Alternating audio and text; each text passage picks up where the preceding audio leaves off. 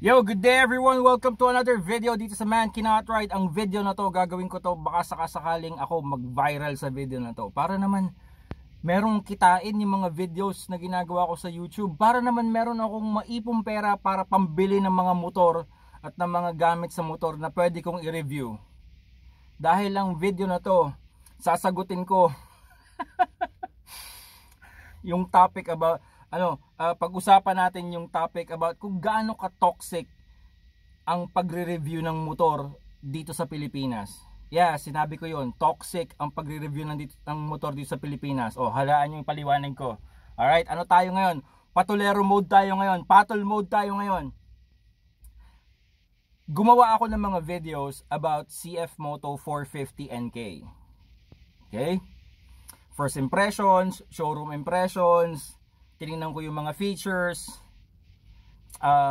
sinabi ko doon kung bakit hindi ko siya gusto, kung bakit sa tingin ko hindi siya upgrade ng 400 NK, and at isa pang video kung bakit, sinabi ko naman doon kung bakit kinakailangan mong bilhin ang 450 NK. Una, fan ako ng CF Moto dahil ang motor ko, ang nag-iisa-isa kong motor is CF Moto 400 NK. At sa tingin ko, kahit na yan lang ang motor ko, masayang masaya na ako sa buhay ko bilang isang rider. Okay. Isa pa, isa ako sa mga unang nagbigay ng papuri sa CF Moto dahil sa ganda ng kanilang aftermarket service. Meron akong videos tungkol dyan. I have nothing against CF Moto. And I have nothing against anyone. I have nothing against any motorcycle. Ito observation ko. Tingnan nyo kung tama. Una kong observation. Kapag gumawa ka ng video about, yung katulad nun, yung ginawa kong video tungkol sa 450 NK, nung negative yung highlights ko, maraming sumabog ang tae sa pagre-react. Pero, nung gumawa ako ng video, yung the 10 reasons why you should buy the 450 NK, yung positive yung mga nakita kong positive, wala namang nanood. Walang nag-like, walang nag-react, walang nag-comment, walang pumuri.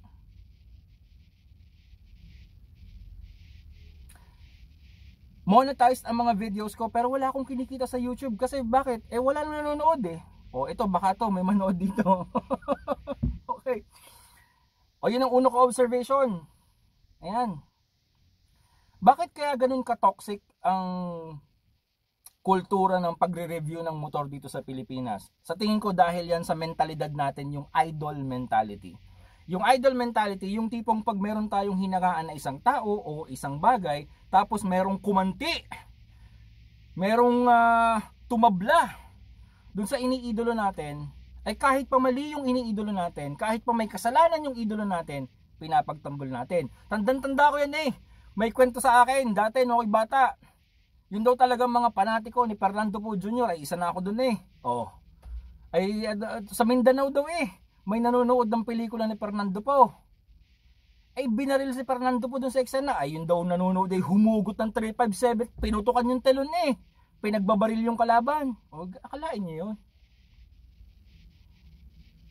Meron tayong kultura ng idol mentality na maganda naman. Yun nga lang talagang sumusobra siya minsan na hindi na rin siya maganda. Okay, ibalik natin sa pagmumotor. Madaming tinamaan dun sa mga sinabi kong mga negative about 450 NK. At maraming humusga sa akin. Hindi ko na lang pinapansin. Pero sabi ko, teka muna. Maraming nag-react Baka pwede kong gawa ng video to. Baka sakasakaling tumabo sa takilya itong video na ginagawa ko na to. At baka naman kumita na. May kitain na ako sa YouTube ng mga pinaggagawa kong ito. O yan, ngayon papansinin ko kayo. Ang daming humusga, ang daming lumait, ang daming nagsabi ng kung ano-ano mga salita. Yun dun sa video na negative yung finokus ko. Pero dun sa video na ginawa ko about positive review ng 450 NK, wala, nilangaw, Wala man lang pumuri, wala man lang nagpasalamat. Oh. Tapos yung mga haters, nandoon lahat sa negative. O, ito ang masasabi ko dyan. Ang pagre-review ng motor is very subjective.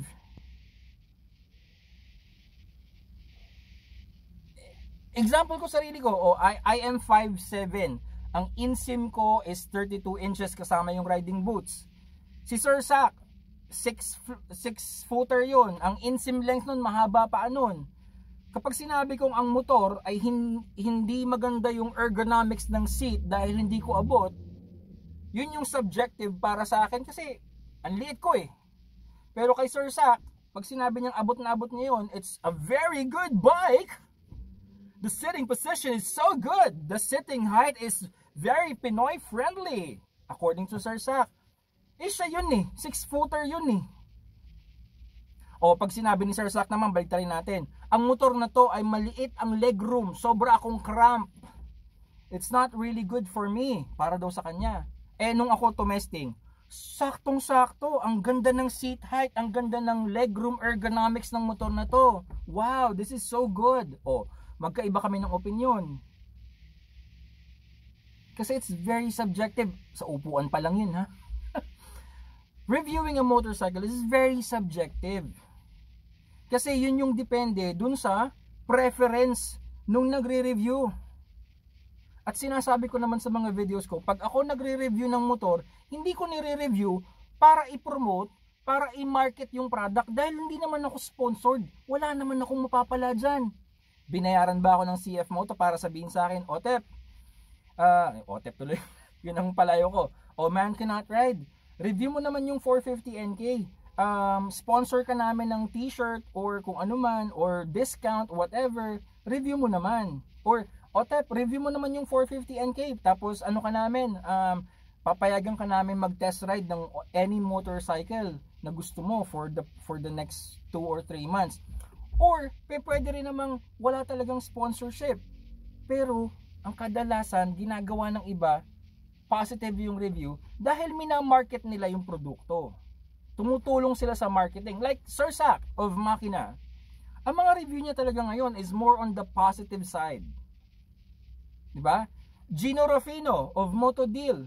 Of course, also on the positive side kasi tumutulong sila sa industriya para palaguin yung industriya ng pagmumotor, para i-promote ang pagmumotor. Iniha-highlight nila yung mga positives.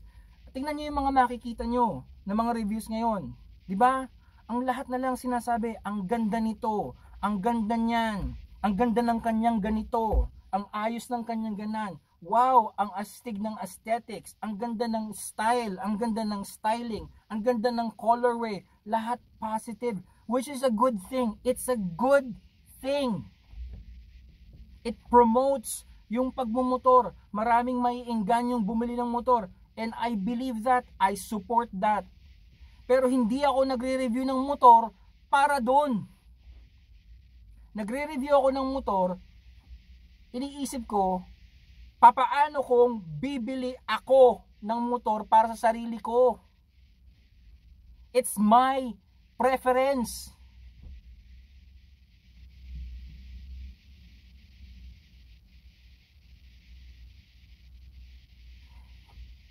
Reviewing a motorcycle is subjective to the opinion of the reviewer. Reviewing a motorcycle is the preference of the reviewer. Yun ako. Hindi ako nagfo-focus dun sa ang ganda nito, ang ganda ng colorway, okay ang installment plan, okay. Kasi yung mga bagay na yun, wala naman akong pakialam dun. Wala akong pakialam sa forma. Lintik na forma na yan at aesthetics. I don't care about forma, aesthetics, colorway, and all that bullshit, man. Hindi mahalaga sa akin yun. Hindi mahalaga sa akin ang comfort. I don't like styling. Wala akong pakialam sa styling. Wala akong pakialam sa heritage. Wala akong pakialam sa branding. Paano ko i-review yung mga bagay na wala naman akong pakialam? I'm reviewing motorcycles for myself, not for you. Who the hell you are? Whoever you think you are, I'm not reviewing for you. Bumili ka ng motor na gusto mo. Mag-review ka rin kung gusto mo. Hindi ako nagre-review para sa inyo. With all due respect to my viewers, to the supporters of Man Cannot Ride. Man, I'm just being honest right now. Dahil ganun naman talaga ako ever since. I'm just being honest. I'm sharing myself through my videos. The honest to goodness na ito ako. I'm not reviewing motorcycles for you, man. I'm not. I don't care about what you like and what you don't like. I don't give... Baka mawalan ako ng monetization. I don't give a shit sa preference mo. I don't know who you are. Pagpalagay na natin merong 10 million riders sa Pilipinas o merong sabihin natin merong 5 million riders sa Metro Manila. Paano ko malalaman kung anong gusto ninyong mga damuho kayo? Kasi iisa-isahin ko. Meron sa inyo mahilig na nakasubsob, merong mahilig sa nakataas, merong mahilig sa mataas, merong mahilig sa mababa, merong mahilig sa malapad. Paano ko marireview ang isang motor para sa inyo?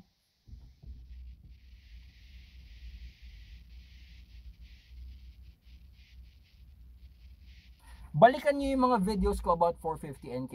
And ito, I'm gonna tell you this.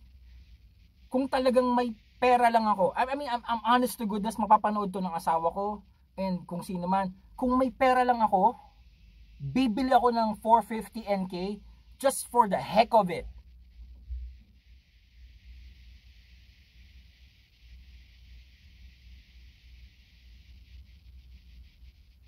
Pumunta ako dun sa showroom ng CF Moto, ng Motostrada, and I was excited na makita yung 450 NK.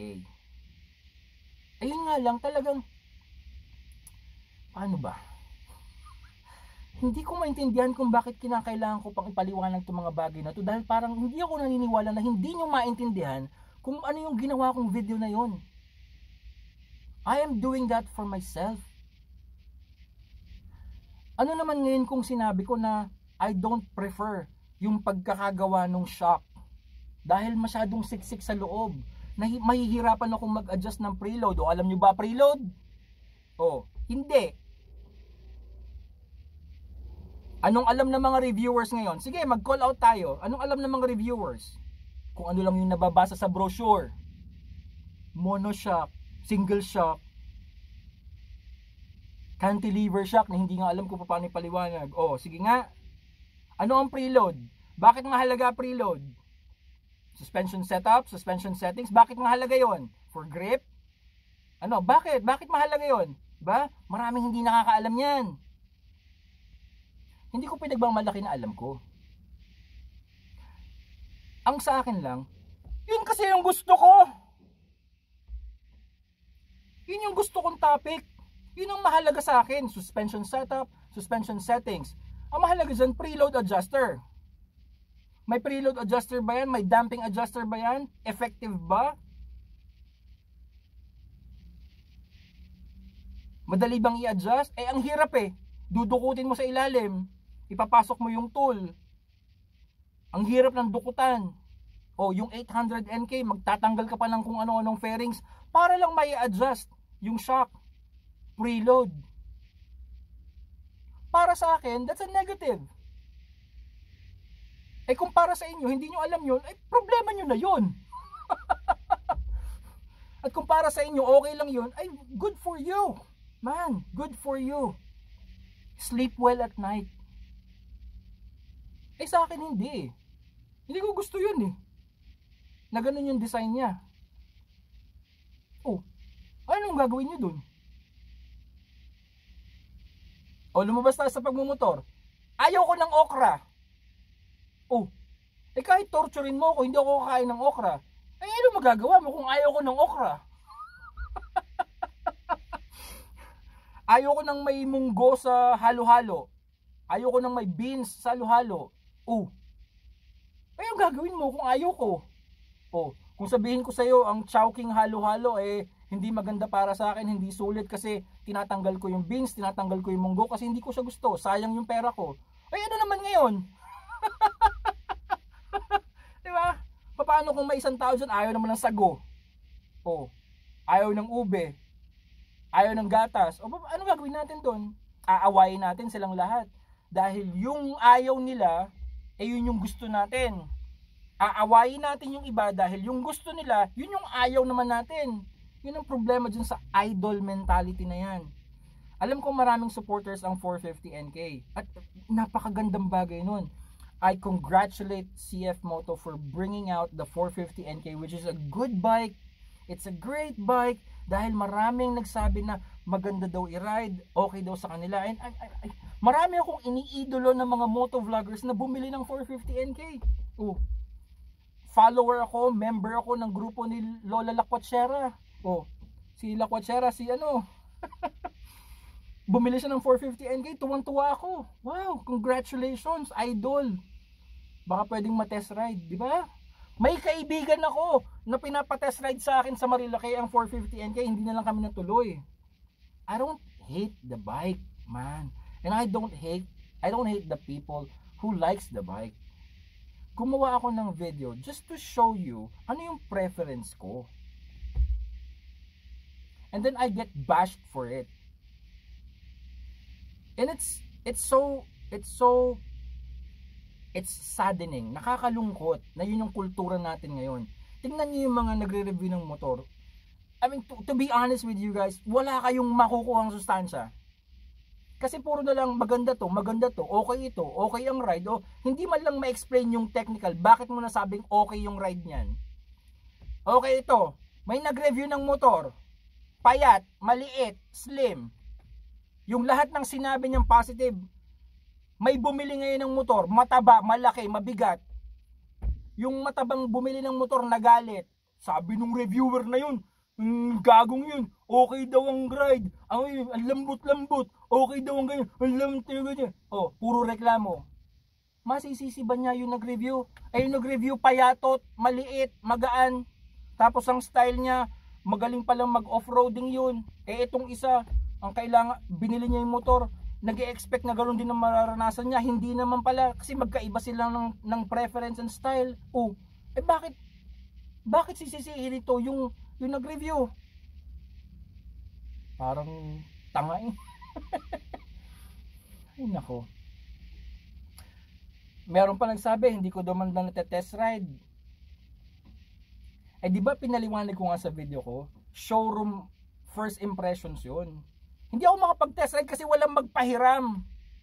Kasi sino naman daw ba ako? Ang subscribers ko sa YouTube ay isang libo. Wala naman daw nanonood sa 10 pirasong nanonood sa video. Wala silang mapapalang marketing value kapag pinahiram nila ako ng motor, di ba? Oh. So anong gagawin ko? Showroom impressions na lang muna, upo-upo na lang muna. Meron nagpapahiram, hindi nga natuloy. Oh.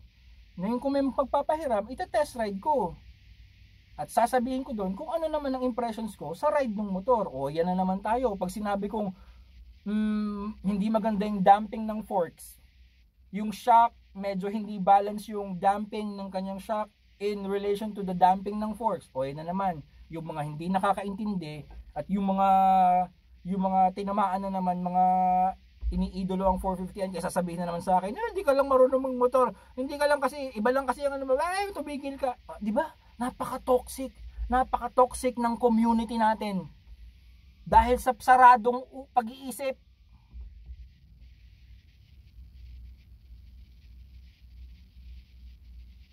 Ayan, sana mag-viral to para may kitain naman ako, para may pampagas ako sa motor ko, hindi ako makapag-ride, walang gasolina. Hindi ko mapagawa yung bearing, wala akong budget. Ayan, pag ito nag-viral at ako kumita ng libo-libo, bibili ako ng mga motor, i-review ko sa inyo. At lahat ng positive lang ang didiscuss ko. Sige, magpapaka-plastic ako. Ang ganda nito, ayos to. Yan, sige. Baka sakaling sumikat din ako as a motorcycle reviewer. O yun ba yung gusto natin? Yung nagre-review ng motor, pinaplastic lang tayo. O nagbebenta lang, nagma-marketing lang, nagse-sales lang ng motor. Hindi ako ganun, bro. Hindi ako ganun. Hindi ako magiging ganun. Kahit pa marami akong pera at mabibili ko lahat ng motor na gusto ko, re-reviewin ko pa rin sila para sa akin. My preference, my subjective opinion. Kung ano yung gusto ko, yun yung re-reviewin ko. I will see you on the next video dito sa Man Cannot Ride. Magtay muna kayo.